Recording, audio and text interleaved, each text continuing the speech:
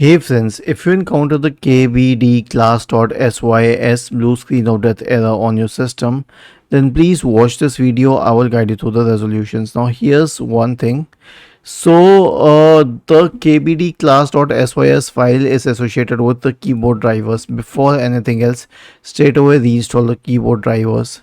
Search for device manager in the Windows search bar. Open the device manager window. Expand the list of keyboard drivers, right click on this one, select uninstall device, click on action and scan for hardware changes. Do it for the other one, uninstall device and scan for hardware changes.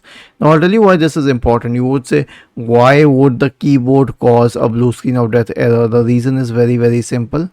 The reason is that the keyboard is an essential component for the smart test while launching your system, and if it does not associate with your system, you will not be able to use it. Now the second solution will be a clean boot, obviously. So search for system configuration in the Windows search bar and open system configuration. Go to the services tab, check the box associated with hide all Microsoft services. If any of the services checked, click on disable all, apply, OK, and then restart your system. The last solution will be a clean boot.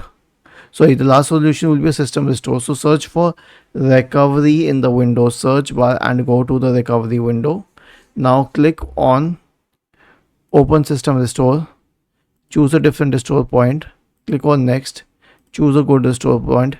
Click on next. Click on finish and then click on yes to initiate the system restore process. Was this helpful?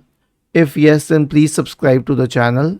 If not, then let us know in the comment section of the video on how we could help you further. Thank you for watching this video and have a nice day.